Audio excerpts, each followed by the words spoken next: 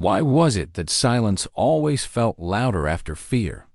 Emma Chun sat in the corner of her darkened apartment, her knees pulled up against her chest, listening to the soft tick of her wall clock as if each second could betray her.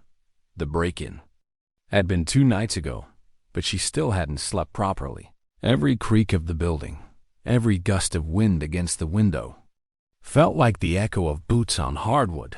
She could still hear it, the splinter of her doorframe, the deliberate footsteps moving across her living room, the sound of drawers opening and closing as if someone had every right to be there. The man had never come into her bedroom. That should have been a comfort. But somehow, the fact that he hadn't choosing instead to linger in the other rooms for nearly 20 minutes only made it worse. He hadn't rushed. He hadn't been desperate. He'd taken his time. That night, she realized her safety had been a coin flip. And the coin hadn't been in her hands.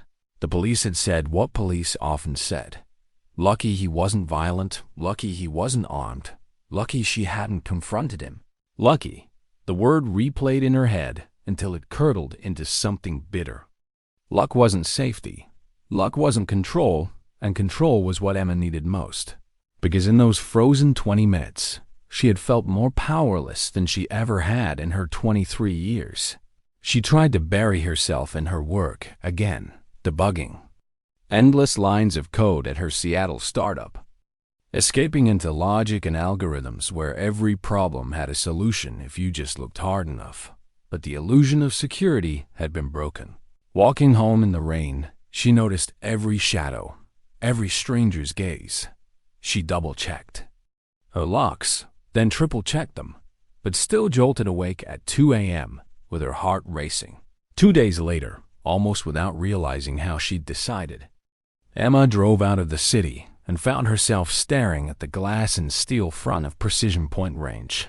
It didn't look like she imagined, not like some grimy basement shooting club from movies, but sleek, modern, more like a gym for professionals. Through the tinted glass, she could see motivational quotes etched into the walls. People walking with purpose, weapons carried with an odd mix of reverence and routine. Her hand shook as she filled out the waiver. Twice she thought about leaving. Twice she almost did. But something kept her there, a whisper of stubbornness. Or maybe the raw knowledge that fear would eat her alive if she didn't fight it somehow. Her instructor introduced himself as Marcus Rodriguez, former Marine. Calm voice, a presence that steadied the air around him. He didn't mock her trembling grip. He didn't push her harder than she could handle. Instead, he started at the beginning.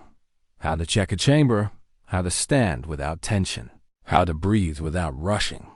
We're not trying to turn you into Rambo, he said gently, watching her white-knuckle grip on the small .22 rifle. We're just giving you options you didn't have before. The first days were torture. The crack of other rifles in the lanes made her flinch violently. Hot brass casings on the floor startled her. She was clumsy with the weapon, jerky with the trigger, but Marcus was patient. Every time she wanted to give up, he reminded her of something simple. This isn't about aggression. It's about control, precision, discipline. That word discipline clicked in her mind like code compiling without errors. Emma realized she could approach this the way she approached everything. Logically, systematically, problem by problem. She began keeping a notebook, recording wind speed, humidity, even her pulse before each shot. She logged her breakfast, her breathing rhythm, her stance adjustments. When the shots improved, she studied why when they didn't. She tore apart the variables until she found the cause. She admitted to herself, still terrified of the sound, the recoil, the sudden violence of firing a weapon, but she was also fascinated. There was math hiding in the cracks of every shot. The arc of the bullet was physics. The breathing was biology. The patient's psychology. Marksmanship wasn't brutality. It was science. 6 weeks passed, and Emma was no longer the timid newcomer that others ignored. She was still the odd one at the range, showing up in dark jeans, a sweater, and her thick-rimmed glasses, while others wore tactical vests and camouflage, but her targets began to speak louder than appearances. Tight groupings at 100 yards. Consistency, calm. People noticed. She noticed them noticing. Whispers paused when she fired. More than once, she caught others peeking at her notebook, as if trying to understand how she was progressing so quickly. But Emma didn't shoot for their approval. She shot to silence the echo of boots in her living room. She shot to remind herself that fear didn't own her anymore.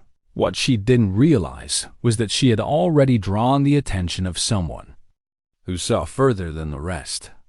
3 lanes down, Jake Reaper Morrison was cleaning the barrel of his Barrett .50 caliber rifle, a weapon that seemed more like artillery than a firearm.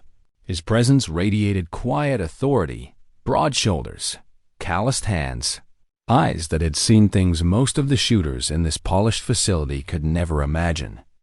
No one ever bothered him. No one ever asked his story. They didn't have to. His reputation filled the gaps. Jake had been coming to Precision Point for years, decompressing between classified deployments, finding in the rhythm of shooting a way to ease the transition back into civilian life. The Barrett wasn't just his rifle. It was his ritual. Every piece of it had been chosen, modified, calibrated until it fit him like an extension of his body. For him, shooting wasn't sport. It was survival, sharpened into an art form by years of necessity. And yet, his focus kept drifting to the girl with the glasses and the notebook. She didn't chatter with the others. She didn't posture. She studied. He had watched her progression quietly, week after week, expecting her to hit a plateau like everyone eventually did. But she hadn't. Her groups tightened. Her breathing slowed. Her flinching disappeared. It wasn't luck. It wasn't even raw talent alone. It was the way she approached it with analysis, patience, and relentless curiosity. Marcus had mentioned to Jake once, in passing, that she'd never fired anything larger than a .22, and Jake had smirked, thinking, that explains the flinch. But as weeks went on, the smirk gave way to something else. Respect. He saw the way she recorded everything, how she broke problems down, how she adjusted between shots like she was debugging a stubborn program. Most shooters plateaued because they chased power before fundamentals. But this girl, Emma, was building something solid brick by brick. And Jake knew from experience that a foundation like that could carry weight few could imagine on a late Saturday afternoon. With the range mostly emptied of casuals, Jake finally made his decision. He watched her fire a final string, saw her lips moving silently in some mental checklist only she knew, and then she set her rifle down with methodical calm.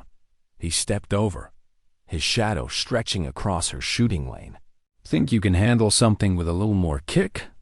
he asked, his voice steady, measured, but carrying the weight of someone used to being obeyed. Emma blinked, looking up from her notebook into the face of a man whose presence seemed carved from stone. Then her eyes shifted to the massive rifle beside him, the Barrett, gleaming under the fluorescent lights like some relic of war. The air in the range changed instantly. Conversation stopped. Brass tinkled to silence on the floor. People glanced up, then lingered, sensing something unusual unfolding. Marcus, wiping down a carbine behind her, froze. "Jake, she's not." But Jake didn't look at Marcus. His eyes stayed locked on Emma's, studying her reaction. Not fear, not awe. Something colder, sharper, calculation.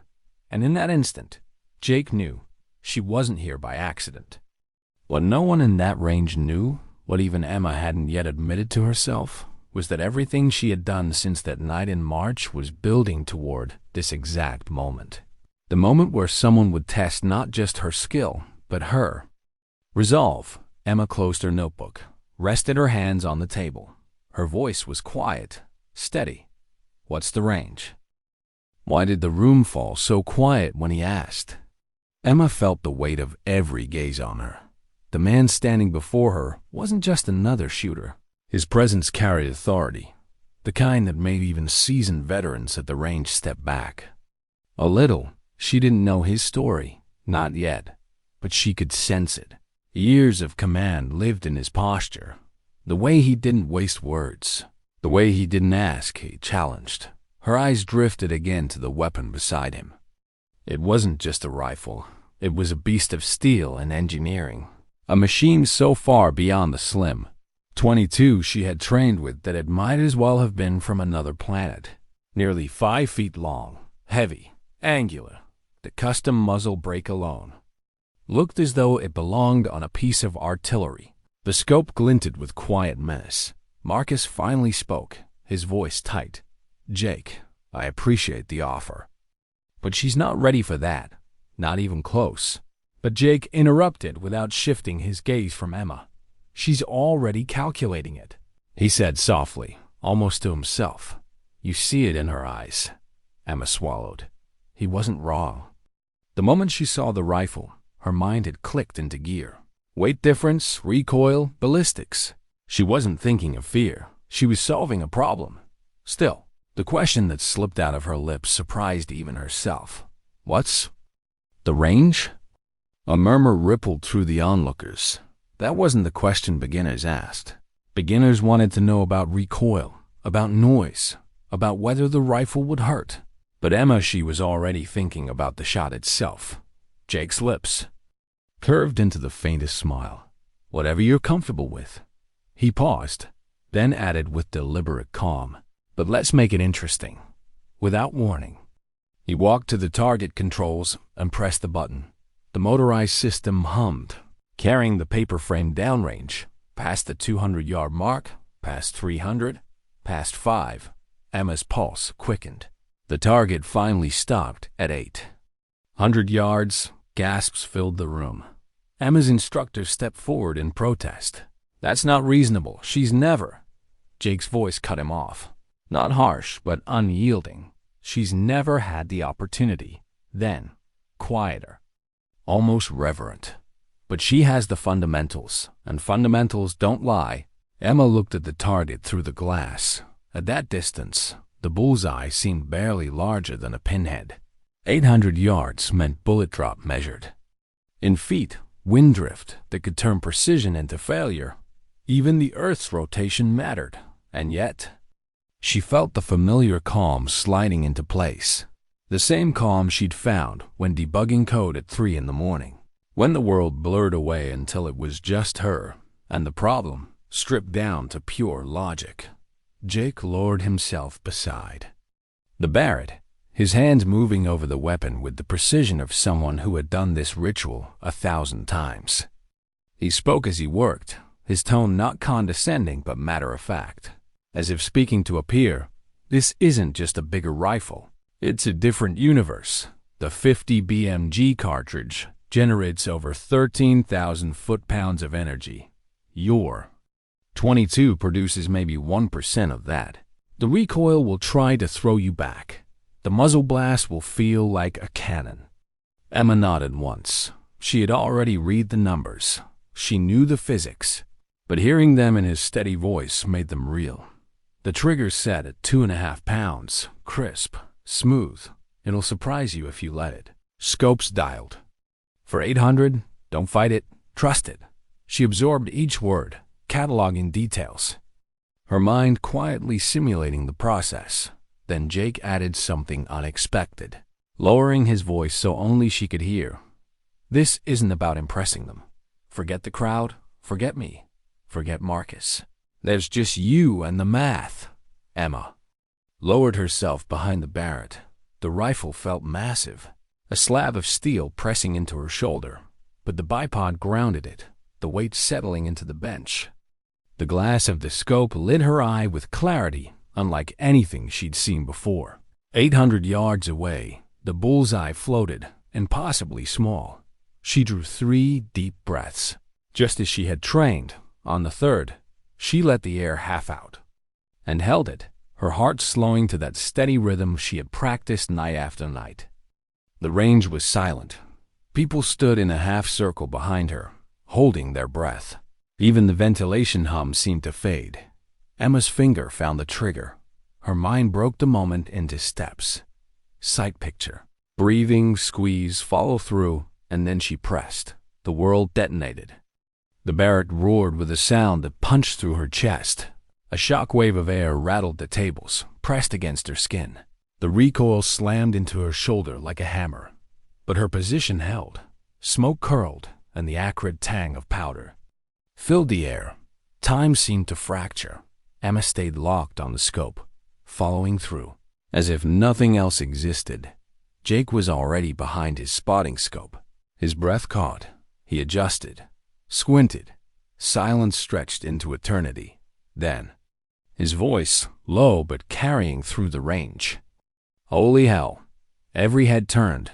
Jake didn't look away from the glass. His tone wasn't dramatic, just stunned. Dead center, bullseye. The room erupted. Cheers, whistles, applause. Strangers clapped each other's shoulders. Someone let out a long whistle of disbelief. Marcus stood frozen, mouth open. But Emma barely heard them. Her heart was racing, but her hands were steady. Her mind ticked through variables, her breathing, the scope's calibration, the wind. It hadn't been magic. It had been fundamentals. It had been discipline. She set the rifle down gently, clearing the chamber just as Jake had taught her seconds before. Methodical, calm. Behind her, voices rose. Impossible. No way. Beginner luck. Did you see her form? But Jake was still watching her. Not the target. Not the weapon. Her. And in his eyes was something Emma hadn't seen in anyone since she started this journey. Respect. He nodded once, like a soldier sealing a pact. Well, he said, his voice carrying over the noise. Looks like drinks are on me. Phones were already out. Someone had recorded the entire thing. Within an hour, the video would ripple across forums and feeds, dissected frame by people who'd never set foot in that range. But in that moment, none of that mattered. What mattered was the silence that came after the roar. The silence in Emma's chest that had once been filled with fear, now replaced by something else. Control. She had taken the shot. And in taking it, she had taken something back from the world that had stolen it from her. What she didn't yet know was that this single moment was the hinge, the pivot point, the start of something far larger than she could ever imagine. Why did the world suddenly know her name? Emma had barely finished cleaning the Barrett when the first phone buzzed. Someone at the range had already uploaded the video shaky. Poorly framed, but unmistakable. The thunderous blast, the recoil. The calm, almost clinical way she cleared the chamber afterward. And Jake's stunned voice cutting through the silence. Dead center, perfect bullseye. By the time she reached her car, the clip was already spreading. By the time she drove home, it was climbing shooting forums. By morning, military pages, competitive shooter groups, and even casual audiences were dissecting it frame by frame. The hashtag appeared overnight. Hashtag Barrett beginner, Emma didn't know what to feel. Shock? Embarrassment? Pride? Maybe all of it at once. She'd gone to the range to claw back a sense of safety after her break-in. Now strangers across the country were analyzing her breathing technique, her recoil management, even her glasses. Pure fundamentals. One instructor wrote in the comments, "She's built different," another said. And then, more skeptically, "Beginner's luck. Try it again. Bet you can't." Emma read the comments late into the night, her notebook open on her desk, where she had already logged every detail of that single shot. The recoil impulse, her breathing, cadence, wind readings, temperature, humidity, even the minute delay in her trigger squeeze. She had documented everything. Luck hadn't written those notes, but the world didn't know that. The world wanted a story, and stories had a way of running away from their authors. The next morning, she returned to the range. The stares were different now. Respect mingled with curiosity. Conversations hushed when she walked past. People glanced at her targets with expectation. Marcus, her instructor, gave her a half smile that carried equal parts pride and protectiveness. And Jake was waiting. He stood by his bench as if the place belonged to him, the Barrett already cased at his side. When Emma approached, he didn't waste time on pleasantries. His eyes were steady, his jaw set. "I've never taken on a civilian student," he said, voice low, direct. "Never," Emma blinked, unsure how to answer. Jake continued, his tone carrying weight, as though he had rehearsed every word. "My training is reserved for operators, military, people who already know what it means to live with consequences. But what happened yesterday? That wasn't luck. That was something I rarely see, even in special operations."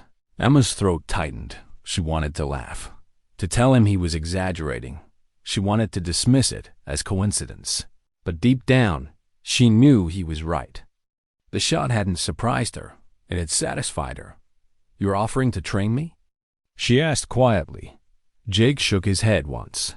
"I'm offering to show you what you're capable of. But understand this, if you accept, this isn't about recreation anymore. This isn't weekend shooting with friends. You'll be training at a level most people can't endure. Physically, mentally, the standards will be military grade. And I don't tolerate anything less than perfection." Emma hesitated. The word perfection clung to her. She remembered her trembling hands 6 weeks earlier, her fear of even holding a weapon. She remembered the break-in, the helplessness of pressing herself against her bedroom wall, too afraid to breathe. Perfection? That seemed impossible, and yet, wasn't that why she'd started? To no longer be helpless? To not depend on luck? "When do we start?" she asked. Jake studied her for a long moment, as if measuring whether she was bluffing. Then he nodded once, sharp. "Tomorrow, Dawn." Their first session began before the range officially opened. The air was still damp with morning fog. The world muted, the silence almost sacred. Jake led her past irregular lanes into a private training area, smaller, stripped of distraction. Just steel targets, benches, and the echo of early birdsong. The training was nothing like her previous lessons. Marcus had been patient, encouraging. Jake was relentless. Again, her elbow a fraction too high. Again, her trigger squeeze an ounce too fast. Again, her breathing off by half a second. Hours blurred. Sweat soaked her sweater despite the cold. Muscles ached she didn't know she had. At one point, she miscalculated wind drift and missed the steel plate entirely. The clang of failure echoed louder than the bullet. Frustration burned in her chest. She wanted to throw the rifle down, to walk away. But Jake's voice stopped her, low and even. "You think this is about hitting targets? It isn't. It's about teaching your mind that excuses don't change outcomes. Nobody cares if you're tired. Nobody cares if it's hard. All they care about is the result. So, again." Emma bit back the sting of his words, but beneath the harshness, there was no cruelty, just expectation. He wasn't belittling her. He was demanding her best because he believed she had it. By the end of that first week, her hands were blistered, her body ached, but something deeper had shifted. The trembling that once lived in her bones after the break-in, the helplessness, was being burned away, replaced by something steadier, control. 3 weeks into training, she was hitting steel at 1,000 yards. Not always, not perfectly, but enough that Jake's eyes narrowed with something close to pride. He never praised her outright. His approval came in silence and a nod, and the smallest softening of his tone. He pushed her into uncomfortable positions, shooting prone on rocky ground, kneeling until her knees bruised, holding her breath until her vision blurred. He forced her to calculate wind drift in her head faster than ballistic calculators. He demanded mental clarity when her body screamed for rest, and Emma endured. Not because she wanted glory, not because she wanted the internet's approval, but because each shot brought her closer to the truth. She was no longer defined by fear. At night, she began to notice the changes outside the range. At work, she spoke up in meetings instead of sitting silent. When her landlord tried to brush off repairs in her building, she pushed back with calm authority. Even walking home at night, her steps no longer faltered in the shadows. One morning, as she logged her notes after another brutal session, Jake finally spoke words she hadn't expected. "You remind me of candidates I trained overseas," he said quietly, watching her write. "Most of them broke, some rose. Few ever understood that precision isn't just about bullets. It's about life. You either live with discipline, or you live at the mercy of everything around you." Emma looked up at him, searching his face. For once, his usual steel had softened. "What about you?" she asked. "Do you live with discipline or mercy?" Jake's eyes darkened. He didn't answer right away, and when he finally did, his voice carried a weight she didn't yet understand. "Discipline. Always discipline. Mercy gets you killed." Emma didn't push further, but in that silence, she felt something unspoken hanging between them. A history she hadn't yet seen, a story he wasn't ready to share. And maybe, just maybe, that mystery was why he had chosen her. By the end of the second month, Emma's targets looked like art, grouping so tight they seemed carved into steel. Notes so precise they resembled equations, her body leaner, her mind sharper. But for all the progress, Jake remained unyielding. Every success was simply the baseline for the next challenge. Every breakthrough, another step on a staircase that seemed endless. One evening, exhausted but exhilarated, Emma asked the question. Dad had been gnawing at her. "Why me?" Jake studied her across the bench. The sun was dipping, painting the sky in blood-orange light. "Because," he said finally, "I've seen hundreds of shooters, soldiers, professionals, and most of them. They rely on muscle, on ego, on power. You don't. You rely on discipline. And that is rarer than you think." Emma felt her chest tighten. Rare. The word carried more weight than praise. Rare meant worth protecting, worth training, worth betting on, and though she didn't say it aloud, a realization rooted itself in her heart. She wasn't just training anymore. She was transforming. Why did walking away from certainty feel easier than staying in it? Emma stared at the resignation email glowing on her laptop screen. The words felt both terrifying and liberating. Effective immediately, I resigned from my position at Nexus Systems. Her well-paying software job, her carefully built career path, her stability, it was all dissolving with the click of a button. Her coworkers wouldn't understand. Her parents would be bewildered. But Emma knew the truth.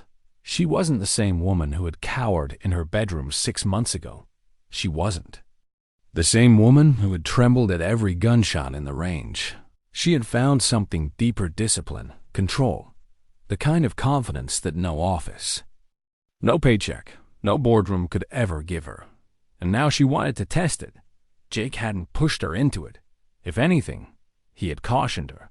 "Competitions are different," he told her one morning as they watched the fog roll over the range. "They're not about precision alone.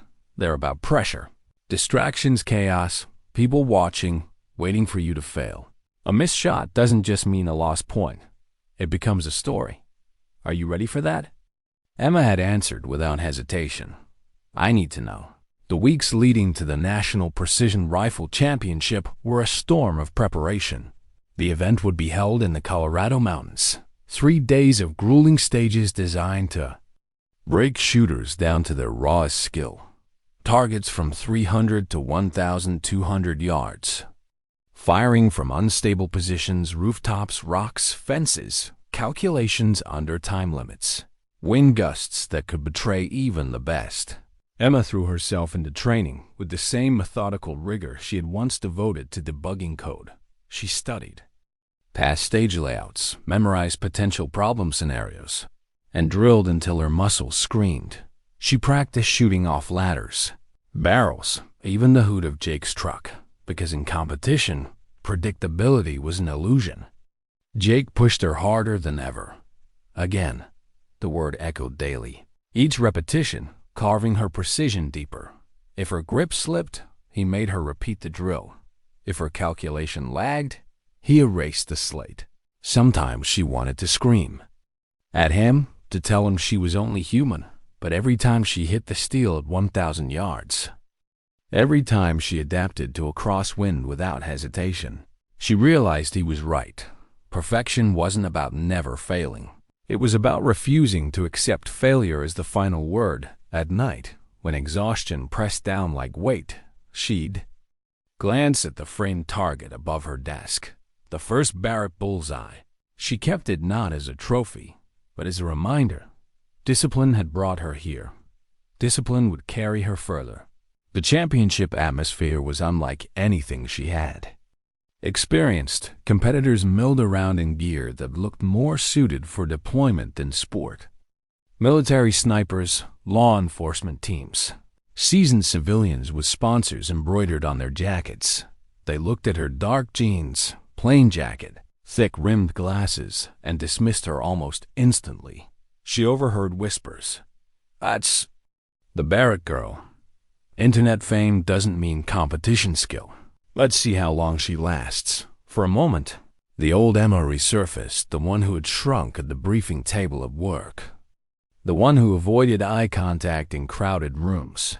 But then she remembered the silence after that first impossible shot, the silence of control, and she lifted her chin. Jake walked beside her, not competing, but present. His mere presence drew respect from veterans who knew the reputation attached to his name. He didn't introduce her. He didn't need to. The fact that Reaper Morrison stood at her side was introduction enough. "Remember?" he said quietly as they walked the gravel path toward the first stage. "It's just problems. Each one has a solution. Don't let the clock trick you into thinking otherwise." Emma nodded, gripping her rifle. The first stage was brutal. A rooftop simulation shooting from angled shingles at 400 yards. Competitors before her slipped, cursed, missed. She felt eyes boring into her as she climbed into position. The awkward slope pulling at her balance. She inhaled once, twice, on the third breath. The world narrowed to the scope. The trigger broke clean. Steel rang. Again. Steel. Again.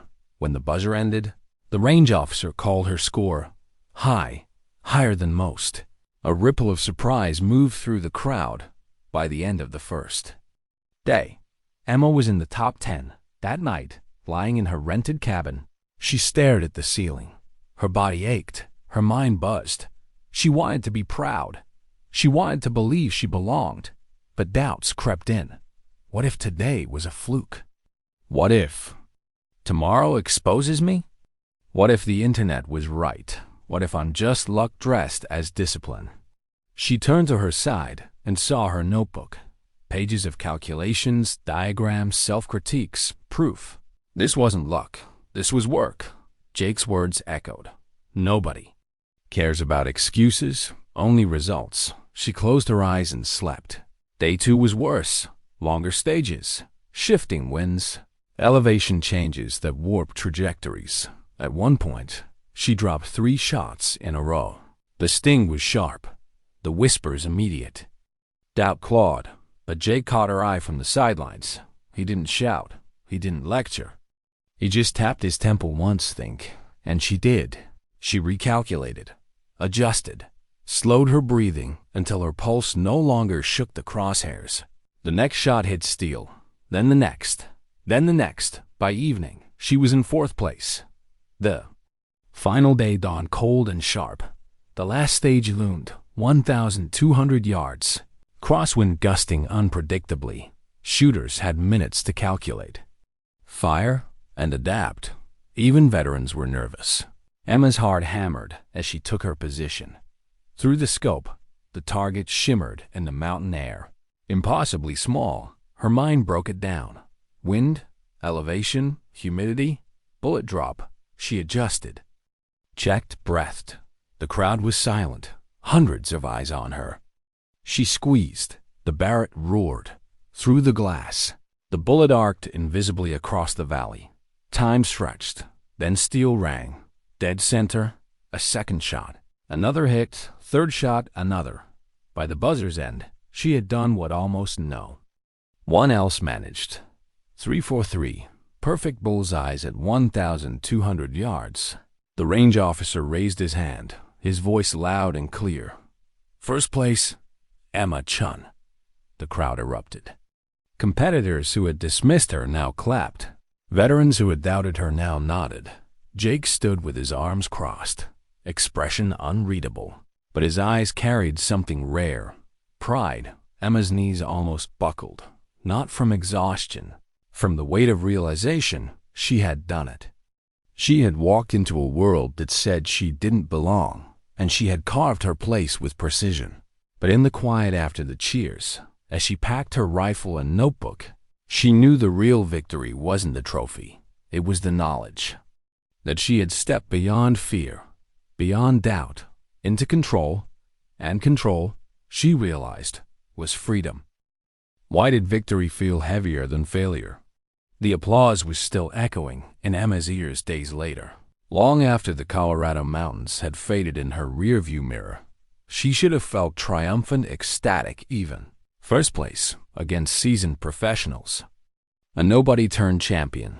But instead, she felt something else. The moment she returned to Seattle, her inbox exploded. Sponsorship offers from gear companies, emails from shooting schools inviting her to teach, strangers on social media asking for advice, dissecting her form, praising her discipline. And yet, instead of pride, she felt the quiet press of unease. This wasn't why she started. She hadn't picked up a rifle to be recognized. She hadn't left her tech job to collect trophies. She had started because she had been broken by fear, and she wanted to put herself back together. Now people were looking at her as if she had answers, as if she carried some secret formula that could be packaged, sold, and consumed. At the range, the whispers had changed tone. Before, she had been curiosity. Now, she was legend. Every shot drew stares. Every note scribbled in her book invited speculation. Strangers asked for selfies. One even asked her to autograph a target sheet. Marcus laughed when he saw the attention, proud but amused. Jake, however, remained silent. It wasn't until a week later, during an early morning session, that Jake finally spoke. "Fame's a distraction," he said, his voice carrying in the cold dawn air. Emma lowered her rifle, looking at him. "And what's the point of all this? If not competition, not recognition, why do it?" Jake considered her quietly, his weathered face unreadable. "Why did you start?" The question cut deeper than she expected. She thought back to that rainy night in March, to the sound of her door splintering, to the paralyzing fear that had suffocated her. "Because I was powerless," she said softly. "Because I didn't want to be again." Jake nodded. "Then don't let them convince you this is about applause. Power isn't in the crowd's cheer. It's in the silence after the shot.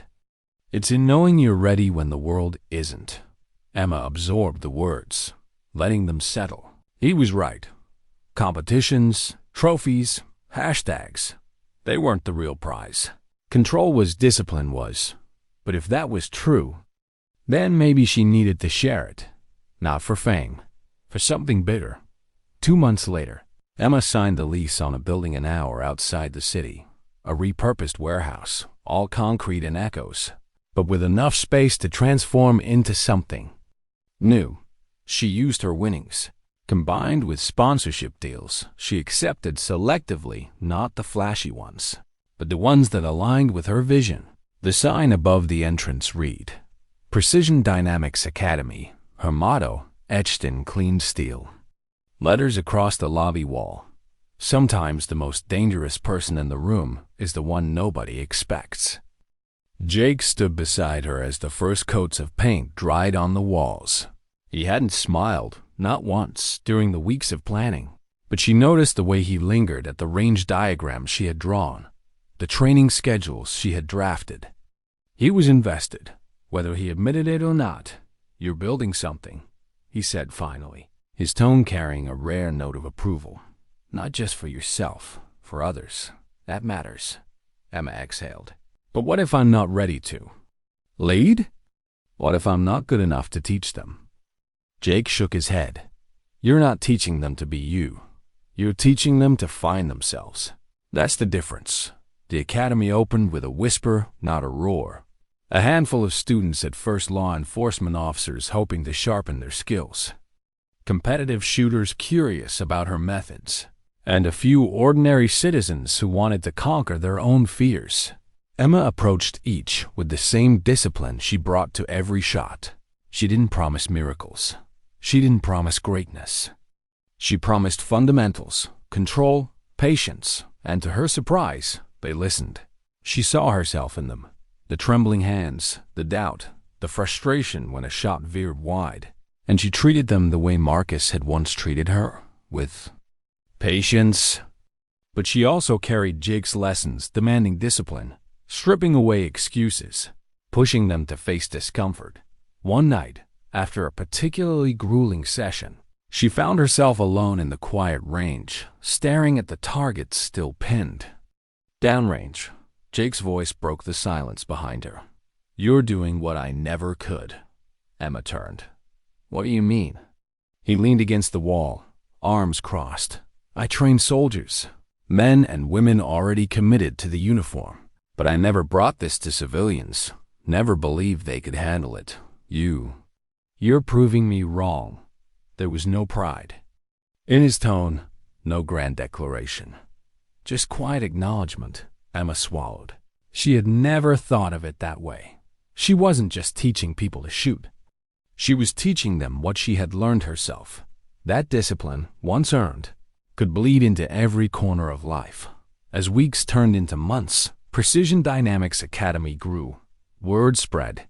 More students came, some professionals, some curious, hobbyists, some broken people who, like Emma once had, needed to take back control of their lives. Emma watched their transformations. The officer who arrived restless and anxious, leaving calmer and sharper. The young woman who confessed she felt invisible at work, now carrying herself with quiet authority. Even the middle-aged father who admitted he just wanted to stop shaking every time his door creaked at night.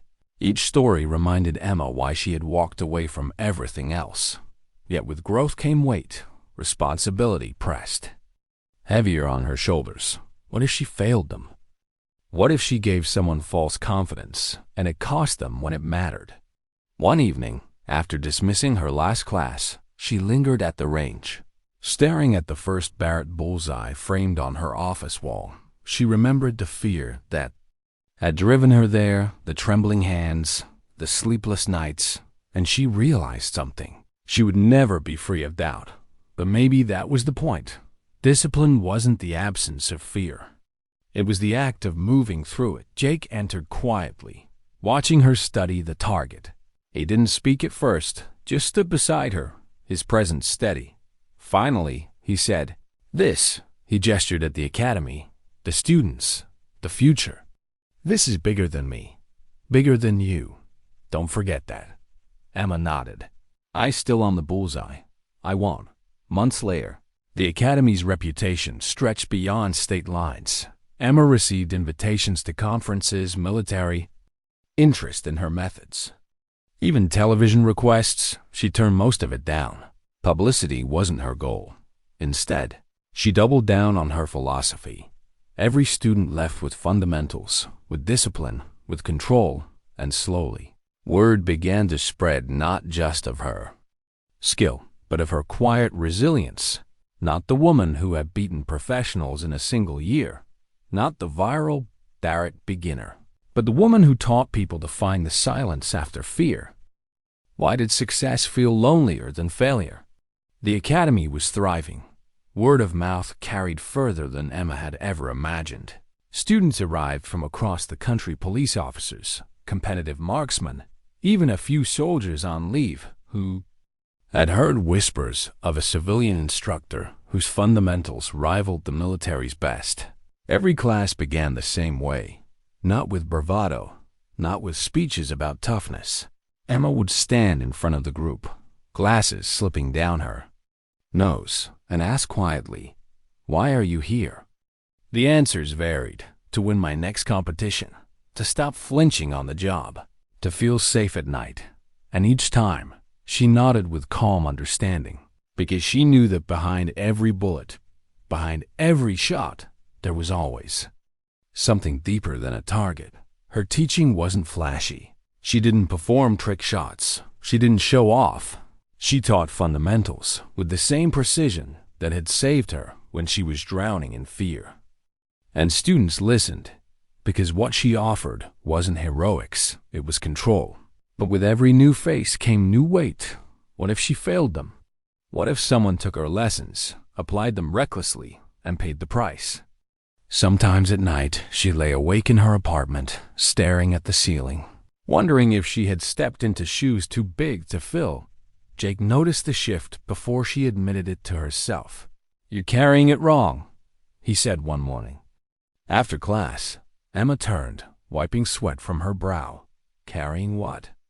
He leaned against the wall, arms crossed, his expression the same unreadable calm. "Responsibility. You're treating it like a burden. It isn't. It's a privilege. But if you let it crush you, you'll break." Emma frowned, biting back. Frustration. Easy for you to say. You trained soldiers. They signed up for it. These people, they just want to find themselves. What if I push too hard? What if... Stop. His voice was sharp, final. What if's kill focus. You do your job. You give them the truth. What they do with it, that's on them. Emma held his gaze, feeling the weight of his words.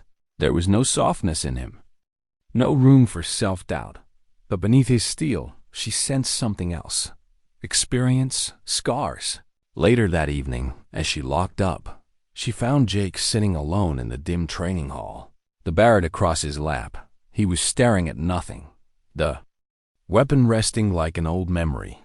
"You ever regret it?" she asked quietly, leaning against the doorway. His eyes didn't move. Every day. Silence stretched. Emma waited, knowing better than to push.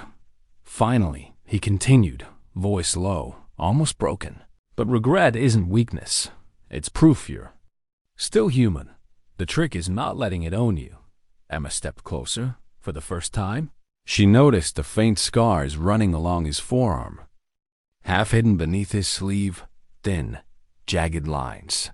Marks of violence, marks of survival. She wanted to ask. She wanted to know the stories behind them. But she didn't, because she realized something. Jake lived with his past the same way she lived with her fear. He didn't erase it. He disciplined it. As the academy grew, so did the diversity of stories. A young woman named Alana came in, trembling on her first day, confessing she had never fired a weapon before. She reminded Emma of herself 6 weeks after the break-in. Shaking at every shot, Emma guided her through fundamentals. Patient but demanding. Months later, Alana hit her first 600-yard target. She cried afterward, not because of the distance, but because of what it meant. She was no longer helpless. There was David, a retired police officer haunted by a mistake that had cost a colleague's life. He flinched at every trigger pull, expecting failure. Jake worked with him directly, stripping him down to nothing, then building him back with brutal honesty. One afternoon, when David finally hit a perfect 1,000-yard shot, he lowered his rifle, eyes wet. "I didn't think I had anything left," he whispered. Emma squeezed his shoulder. "Now you know you do." Every student carried a story, and Emma carried all of them, etched into her memory like notches on steel. But the pressure never left her. One night she lingered at her office long after everyone had gone. The framed Barrett bullseye hung above her desk, the plaque below it, reading, "Excellence isn't about the weapon you're given. It's about the precision you bring to every shot." She stared at it, feeling the weight of her journey. From the terrified woman in her apartment to the champion, to the instructor others depended on. And for the first time, the question rose like a whisper in her mind. Am I strong enough to carry them all? As if sensing her thoughts, Jake appeared. In the doorway, he didn't knock. He never did. "You're thinking too loud," he said. Emma gave a weary laugh. "Do you ever doubt yourself? Even now?" Jake studied her for a long moment, his face caught in shadow. Doubt is always there. The difference is whether you obey it. His eyes softened, just for an instant. Emma, you're not supposed to carry them. You're supposed to show them they can carry themselves. The words settled in her chest like a balm. Weeks later, during a training session, a sudden storm rolled over the range. Winds whipped, rain pelted. Most instructors would have canceled. Emma looked at her students, saw the hesitation in their eyes. Then she raised her voice over the storm. Fear doesn't wait for fair weather. Life doesn't pause when conditions change. So why should we? They trained in the downpour. Rifles slipped, mud-caked boots. Wind stole bullets off course, but they endured. And when the storm passed, when the sun finally broke through, Emma saw it in their faces. Resilience. That night, as she sat with Jake, drying her soaked jacket by the heater, he gave her a rare nod of approval. You're starting to understand, he said. Emma met his eyes. Understand what? That discipline isn't about you. It's about what survives after you've given it away. She let the words sink in, realizing the truth. Her journey had begun as survival, but now it was legacy. Yet, beneath all the growth, beneath the victories and the transformations, Emma couldn't shake the quiet mystery that clung to Jake. His silences, his scars, the way his eyes sometimes drifted to distances no one else could see. One evening, as they locked up, she asked softly, "What happened to you out there?" For a long time, he didn't answer. The hum of the lights filled the silence. Then he said, almost a whisper, "Things no one should survive, and things no one should forget." Emma didn't press. She didn't need to. She understood, because discipline wasn't born in comfort. It was born in scars, and Jake carried his like armor. Why did her own name feel heavier in other people's mouths? Emma-chan, the Barrett beginner, the champion, the instructor. Headlines wrote it, forums debated it, sponsors plastered it. Her name was no longer her own. It belonged to a story bigger than her life, a symbol people wanted to believe in. At the academy, students whispered it like reassurance. Emma-chan will know what to do. Emma will fix my form. Emma will make me strong. But what if she couldn't? It happened during a Thursday evening class. A young recruit named Tyler, barely 20, eager to prove himself, pushed past his limits. They were running wind drift drills at 700 yards. He was impatient, frustrated, and when his shot veered wide again, he slammed the bolt shut and jerked the trigger. The bullet snapped downrange, ricocheting off steel into the dirt. Safe, but reckless. Emma's voice cut through the air, sharp as a blade. "Stop. Rifle down now." The range went silent. Tyler froze, then lowered his weapon, shame flushing his face. Emma's chest was tight, not from anger, but from fear. For a split second, she saw it, the fragility of discipline, how quickly ego could crack it. If that round had gone astray, if it had struck someone. She dismissed the class early. Students left in silence. Tyler lingered, muttering apologies. Emma nodded, but her mind was somewhere else. Later, in her office, she pressed her palms against her desk, heart still pounding. She thought of the students who looked at her with expectation, who trusted her to shape them, to guide them. And she thought of the night in her apartment, the helplessness, the trembling. Am I strong enough to keep them safe? Or am I still just that woman pressed against her bedroom wall? Jake found her there, long after midnight, the lights dim, her notebook open but untouched. "You're rattled," he said. Emma didn't look up. He almost lost control. "If someone gets hurt here, it's on me." Jake leaned against the doorway, silent for a moment. Then, with a voice low and even, he said, "Control isn't yours to give. It's theirs to take." Emma's head snapped up. "You make it sound so simple." Jake's gaze was steady, shadowed by something old, something unspoken. "It isn't. I've buried men who thought they had control. I've watched arrogance kill faster than bullets. But here's the truth. You can't save them from themselves. You can only teach them discipline and pray they hold on to it when it matters. The words chilled her, not because they were harsh, but because they rang with the weight of experience. She wanted to ask about the men he buried, about the ghosts he carried, but his face closed, shutters drawn. Instead, she whispered, "What if I'm not enough?" Jake stepped into the room, his presence filling the space. "Then you break, and if you break, they all break with you. That's why you don't." Emma felt the sting of the words, no comfort, no gentleness, just raw expectation. She hated him for it. She needed him for it. The academy pressed on, students grew stronger. Words spread further, but inside, Emma was unraveling. She noticed it in small ways first. The way her hands trembled slightly when she signed off new enrollments.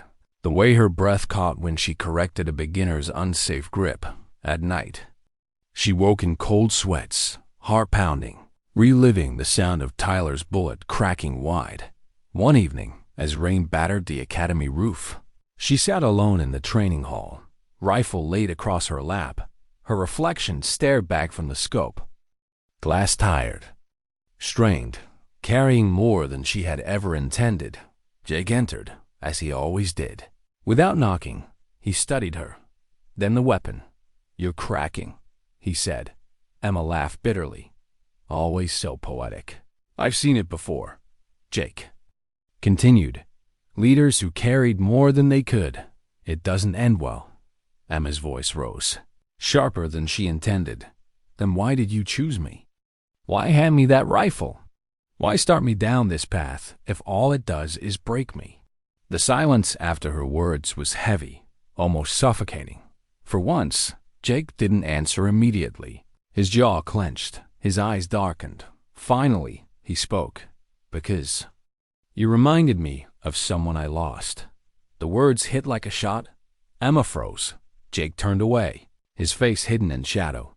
"She had your discipline, your quiet fire. She didn't make it." "I thought maybe." His voice broke off, sharp, as if cut by a blade. "Forget it." Emma's chest ached. She wanted to reach for him, to ask who this woman was, what had happened, but the wall around him was impenetrable, and she realized. Then Jake's discipline wasn't just strength. It was armor. Armor forged over graves. In the weeks that followed, Emma wrestled with herself. She taught with calm authority, her students none the wiser. But inside, the question gnawed. Am I a leader? Or just a story they've convinced themselves to believe? One night, she walked the empty range alone. She set a target at 800 yards, the distance of her first impossible shot, the shot that had changed everything. She lay prone, breathing slow, feeling the cold steel against her cheek. The memories came in waves. The fear in her apartment, the trembling hands, the impossible bullseye, the roar of the Barrett, the cheers, the fame, the academy, the students. Jake's haunted eyes. She pulled the trigger. The rifle cracked. The target rang. Dead center, she lowered the rifle, tears stinging her eyes. It wasn't the target she had hit. It was the realization. She wasn't shooting to prove herself anymore. She wasn't shooting for applause, or trophies, or to silence fear. She was shooting because she had become the kind of person who could. And maybe that was enough. The next morning, she stood before her students with steadier eyes. She didn't give a lecture. She didn't tell them about doubt or fear. She simply said, "Every shot you take teaches you who you are. That's all I can give you. The rest you find for yourself." They nodded. They listened. And Emma realized Jake had been right. Leadership wasn't about carrying them. It was about showing them how to carry themselves. But as she glanced at Jake, standing silent at the back of the range, she knew the story wasn't finished. His ghost still lingered. His silence still weighed. And one day, those shadows would demand to be faced. Why did endings always feel like beginnings in disguise? The academy was quieter that morning. No students, no chatter, no echoing gunfire. Just Emma and Jake, walking the length of the empty range. The frost clung to the steel targets. The air was sharp, still, as if the world itself were holding its breath. Jake carried the Barrett case. Emma carried nothing. For once, she wasn't here to train. She was here to listen. He set the case on the bench, opened it with the same reverence he always did. But this time, he didn't lift the rifle. He just stared at it, as if the steel itself carried memories he could no longer outrun. Emma waited. She had learned that silence was often the only way Jake spoke. Finally, he said, her name was Sarah. The sound of the name cracked the air like a shot. She was one of mine, Jake continued. His voice was low, steady, but each word seemed to cost him. A sniper candidate, young, disciplined. Too disciplined, maybe, reminded me of you. She followed every rule, every correction, every detail. Perfect on paper. He paused, his jaw tightening. She didn't make it. Mission overseas. Wrong place, wrong time. I trained her as best I knew how, but discipline wasn't enough that day. Emma's chest tightened. She had always sensed the ghosts in Jake's silences, but hearing the name, the loss, made them real. You handed me the Barrett that day, she said softly, because you saw her in me. Jake nodded once. His eyes, usually cold steel, carried something fragile. I thought maybe if I gave you what I couldn't give her, if I pushed you harder, held you to the edge, maybe it would mean she wasn't lost for nothing. Emma stepped closer. For the first time, she placed her hand gently on his scarred forearm. She's not lost, not if you remember her, not if you taught her the same thing you taught me. Jake looked at her, and in his silence was gratitude, not spoken, but felt. Weeks passed. The academy thrived. Students came and went, carrying their stories, their scars, their victories. Emma no longer questioned whether she was enough. She no longer measured herself against trophies, headlines, or whispers. She measured herself against silence, the silence after the shot, the silence inside herself where fear used to live. She taught with conviction, not perfection conviction, and her students grew not because she carried them, but because she taught them to carry themselves. Jake remained at her side, the co-instructor, who never softened, never praised, but whose presence alone anchored the academy. He still carried his ghosts, but now, Emma realized, he carried them a little lighter. One evening, after dismissing her last class, Emma lingered on the range. The sun was setting, the sky bleeding gold and crimson. She set a target at 800 yards, the same distance as her first impossible shot. She lay prone, breath slow and squeezed. The steel rang true, dead center. Jake stood behind her, silent as ever. She turned, smiling faintly. You know, she said, that first day you handed me this rifle, I thought you were insane. Jake smirked. I still might be. Emma laughed softly, the sound carrying into the fading light. Then she grew quiet. But you were right, about discipline, about control, about everything. Jake studied her, then said something he had never said before. You surpassed me. The words hung in the air, heavier than any applause she had ever received. Emma shook her head. No, I just carried what you gave me. Years. From now, the academy would be more than a building. It would be a legacy. Students would come, train, leave, and carry pieces of Emma's discipline into their lives. Some would compete, some would serve. Some would simply walk through the world with steadier hearts. Emma kept the first Barrett target framed in her office, not as a trophy, but as a reminder. The plaque beneath it read, "Excellence isn't about the weapon you're given. It's about the precision you bring to every shot." Sometimes, late at night, she stood before it, remembering the terrified girl pressed against her bedroom wall, powerless, praying the intruder wouldn't find her. And she whispered to that girl, "You made it. You found control." The last time she saw Jake, truly saw him, was at sunset on the range. He stood with the Barrett across his shoulders, the sky burning behind him. He looked older, wearier, but lighter somehow. "Discipline kept me alive," he said quietly. "But you gave it meaning again." Emma felt her throat tighten. She wanted to thank him, to tell him she owed him everything, but she realized that wasn't true. He had handed her the rifle, yes, but she had pulled the trigger. Jake placed a hand on her shoulder, firm, steady. "Sometimes," he said, "dignity doesn't speak, it simply acts." And then he walked into the twilight, leaving her with the range, the academy, the students, and the silence that was no longer fear but freedom. Emma stood there for a long time, the echoes fading, the sky dimming. She lifted her rifle once more, breath deep, and aimed at the horizon, not to prove anything, not to silence doubt, but simply to remind herself of the truth she had lived, taught, and become, that sometimes the greatest strength is not in the noise of the world, but in the silence after the shot.